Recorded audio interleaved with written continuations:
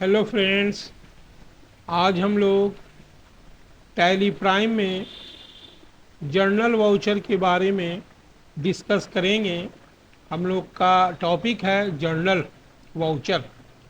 सबसे पहली बात कि जर्नल वाउचर का इस्तेमाल हम लोग किस लिए करते हैं। जर्नल वाउचर का इस्तेमाल किया जाता है एडजस्टमेंट एंट्री को करने के लिए। क्वेश्चन राइज होता है कि एडजस्टमेंट एंट्री क्या होती है और हम लोग पहचाने कैसे कि ये एडजस्टमेंट एंट्री है। Adjustment entries are those entries in which non-physical transfer of fund, यानी कि वो एंट्री जिसमें भौतिक रूप से पैसे का आदान प्रदान नहीं होता है।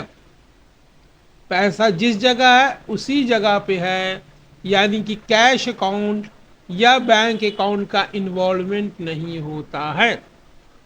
For example, goods given as charity, goods given as donation, goods stolen by staff, goods taken by owner। अगर यही रहता कैश टेकन बाय ऑनर तब उसमें कैश अकाउंट आ जाता, तो उसकी एंट्री जर्नल में नहीं होती। कैश गिवन एज चैरिटी होता तो इसमें भी कैश आ जाता, तो यहाँ भी एंट्री हमारा जो है एडजस्टमेंट एंट्री नहीं कहलाता। Basically depreciation on furniture, furniture पे हरास हो गया, फर्नीचर का वैल्यू घट गया, इसमें भी कैश का इन्वॉल्वमेंट नहीं है, ये भी हमारा एडजस्टमेंट एंट्री है। अगर आप फिक्स एसेट नगद खरीदते हैं, परचेज कंप्यूटर 65,000, अगर कंप्यूटर हम नगद खरीदते हैं तो इसकी एंट्री हम पेमेंट वाउचर में करते हैं। लेकिन हम कंप्यूटर को पटना कंप्यूटर से उधार खरीद रहे हैं तो इसकी एंट्री हम लोग F7 जर्नल वाउचर में करेंगे, क्योंकि इसमें कैश और बैंक का इन्वॉल्वमेंट नहीं है। इसी तरह मोहन को हमने सामान बेचा था, मोहन हमको पैसा नहीं लौटा रहा है, बैड डेट्स हो गया, इसकी भी एंट्री हम लोग F7 जर्नल में करेंगे, क्योंकि इसमें भी कैश का इन्वॉल्वमेंट नहीं होता है। सैलरी आउटस्टैंडिंग, इस महीने हम अपने स्टाफ को सैलरी नहीं दे पाए, सैलरी देते हैं तो पेमेंट भी एंट्री होती, नहीं दे पाए इसलिए इसकी एंट्री जर्नल वाउचर में होगी। इन तरह की एंट्री को हम लोग जर्नल वाउचर में करते हैं।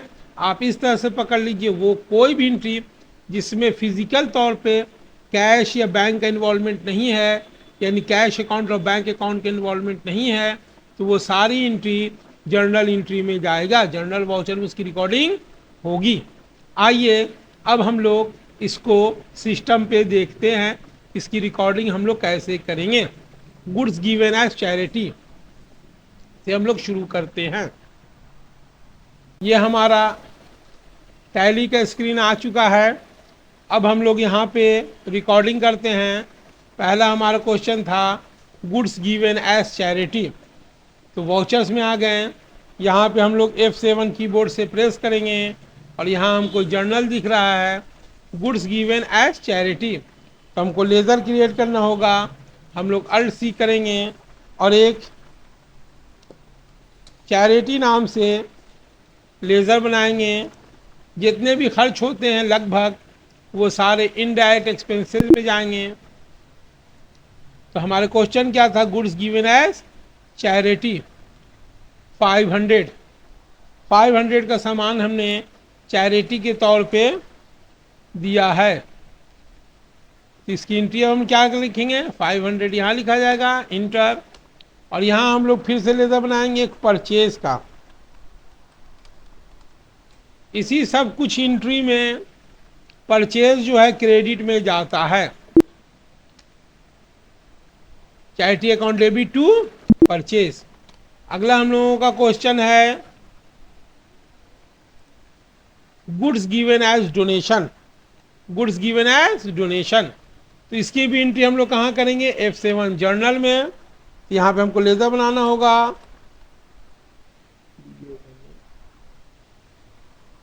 डोनेशन अकाउंट का, डोनेशन अकाउंट भी हम लोग कहाँ क्रिएट होगा, इनडायरेक्ट एक्सपेंसेस में क्रिएट होगा। क्वेश्चन हमारा क्या कह रहा था, क्वेश्चन हमारा कह रहा था 200 रुपये का सामान हमने डोनेशन के तौर पे दे दिया है, 200 टू परचेज, यानी कि आपके पास कोई चंदा लेने आए आपने उनको कैश ना दे के अपने दुकान का गुड्स ही दे दिया, तो जब गुड्स आप चैरिटी में दें या कोई प्रोडक्ट अपना चैरिटी के तौर पे दें या डोनेशन के तौर पे दें, तो वहाँ पे परचेज क्रेडिट में होती है और इसकी एंट्री जो है F7 जर्नल में होगी। नेक्स्ट क्वेश्चन हम लोगों का हो जाता है goods stolen by staff. Staff ने मेरा सामान चुरा लिया है। अब कितने रुपए का सामान चुराया है? 900 रुपये का स्टाफ ने हमारा सामान चुरा लिया। तो स्टोलन अकाउंट एक हम लोगों को बनाना होगा, और स्टोलन अकाउंट ये भी हमारा indirect expense, control a except. कितने रुपए का वो सामान हमारा ले गया है? 900 रुपये का सामान ले गया है, तो हम यहाँ लिखेंगे 900। यहाँ जाएगा हमारा परचेज। क्लियर? चलिए अब हम लोग नेक्स्ट क्वेश्चन की तरफ बढ़ते हैं। नेक्स्ट क्वेश्चन हमारा है goods taken by owner. Owner ने 700 रुपये का सामान कंपनी से ले लिया। तो जब मालिक कोई सामान लेता है तो उसको अकाउंट बनता है ड्रॉइंग अकाउंट। इसको याद रखिएगा, ड्रॉइंग अकाउंट बनेगा कैपिटल ग्रुप के अंदर।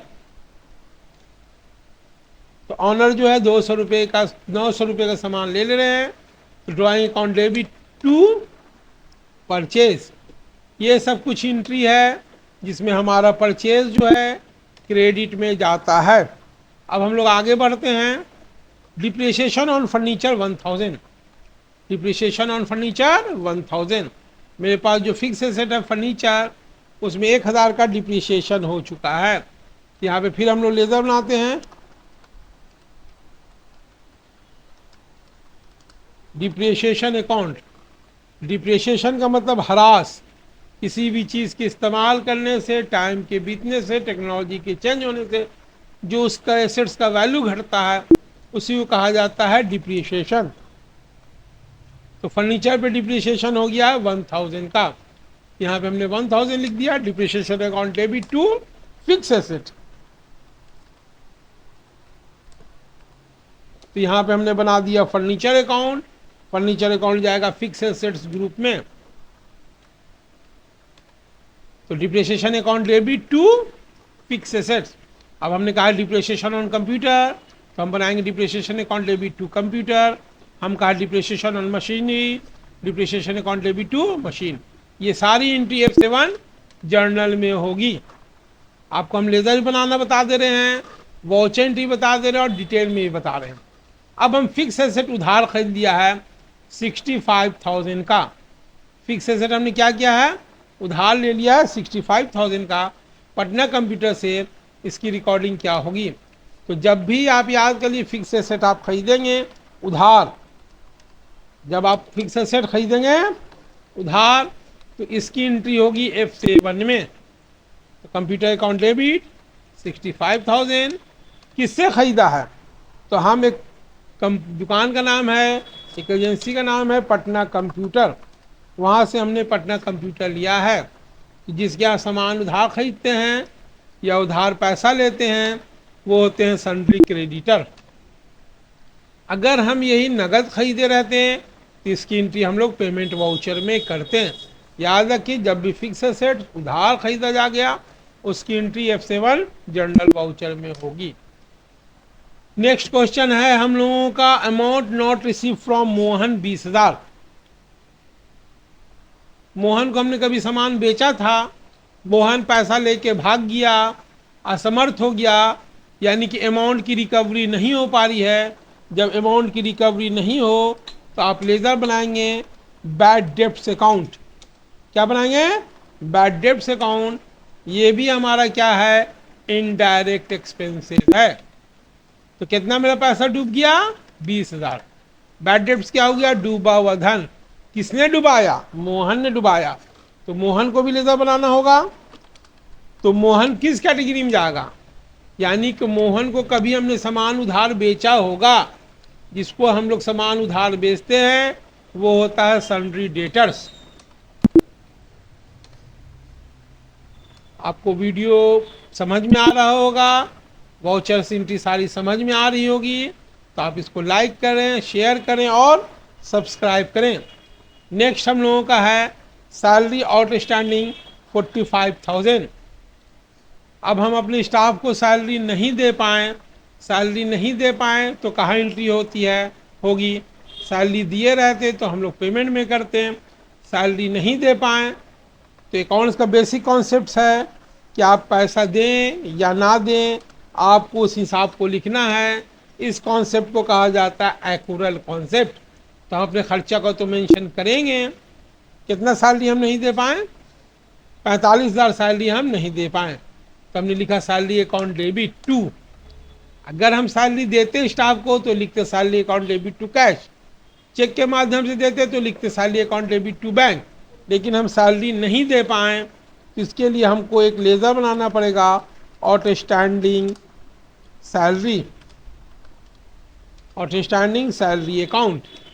ये कहाँ जाएगा मेरा, ये मेरा खर्च है, और सॉरी ये मेरी लायबिलिटी हो गई, तो ये जाएगा करंट लायबिलिटीज़ में। याद रखिएगा ये मेरा क्या हो गया, करंट लायबिलिटीज़ में जाएगा, क्योंकि हमको सैलरी देना चाहिए था। तो आउटस्टैंडिंग सैलरी कहाँ जाएगा, करंट लायबिलिटीज़ में। और एक चीज़ नोट कर लीजिए, किसी भी नॉमिनल अकाउंट के आगे या पीछे प्रीफिक्स हो जाए या सरफिक्स हो जाए तो वो नॉमिनल अकाउंट में कन्वर्ट हो जाता है। तो हमारी एंट्री क्या हो गई, salary account debit to outstanding salary. ये सारी एंट्री और इस तरह की बहुत सारी एंट्री हम लोग जो है F7 जनरल वाउचर्स में करते हैं।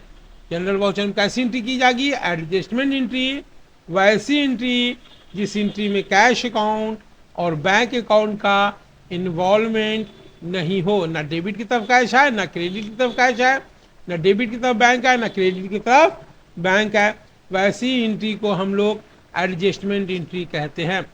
सेल्स रिटर्न, परचेज रिटर्न, ये भी आपकी एडजस्टमेंट एंट्री है, ये आप खुद करके देखेंगे। चलिए फिर भी हम बता देते हैं आपको, ध्यान में आ गई बात। Goods return to Sohan, Sohan को हमने सामान वापस कर दिया, परचेज किया था, परचेज किया वो सामान हमने वापस कर दिया, ये कहलाया गुड्स रिटर्न टू सोहन। तो एक लेजर हमको बनाना पड़ेगा, सोहन अकाउंट, सोहन से हमने सामान खरीदा होगा उधार, इसलिए सन्डी के रिटर्न जाएगा, 4,500 रुपये का सामान वापस कर दिया। तो अब जो लेजर बनेगा, जब खरीदा हुआ सामान हम लोग वापस करें तो वो लेजर बनेगा परचेज रिटर्न अकाउंट। क्या बनेगा, purchase return account under purchase. Goods return to Sohan, Sohan को हमने सामान वापस कर दिया, यानी खरीदा हुआ सामान हमने वापस कर दिया, तब जनरल में एंट्री होगी Sohan account debit to purchase return. ऐसे इसकी एंट्री डेबिट नोट में भी हम लोग करते हैं, अभी हम लोग जर्नल में भी इसकी एंट्री कर सकते हैं। इसी तरह goods return from Rohan, Rohan ने हमको सामान वापस कर दिया, तो बिका हुआ सामान हमको वापस आ रहा, सेल किया हुआ सामान वापस आ रहा। तो जब बिका हुआ सामान वापस आए, जब सेल किया हुआ सामान वापस आए तो हम लोग सेल्स रिटर्न का अकाउंट बनाएंगे।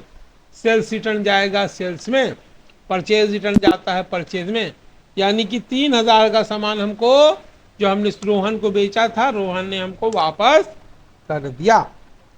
तो हम लोग एक रोहन अकाउंट बना लेते हैं, रोहन को बेचा था इसलिए रोहन सन्डी डेटर्स होंगे। क्लियर, इतनी चीज़ों को आप समझ चुके होंगे, उम्मीद करते हैं कि आप इसको अच्छे ढंग से समझ गए होंगे। इस पे प्रैक्टिस कीजिए, मेहनत कीजिए। टैली में जॉब अपॉर्चुनिटी बहुत रहते हैं, इस पे आप प्रैक्टिस कीजिए। चैनल अच्छा लगा, वीडियो अच्छा लगा तो इसको लाइक शेयर सब्सक्राइब करें।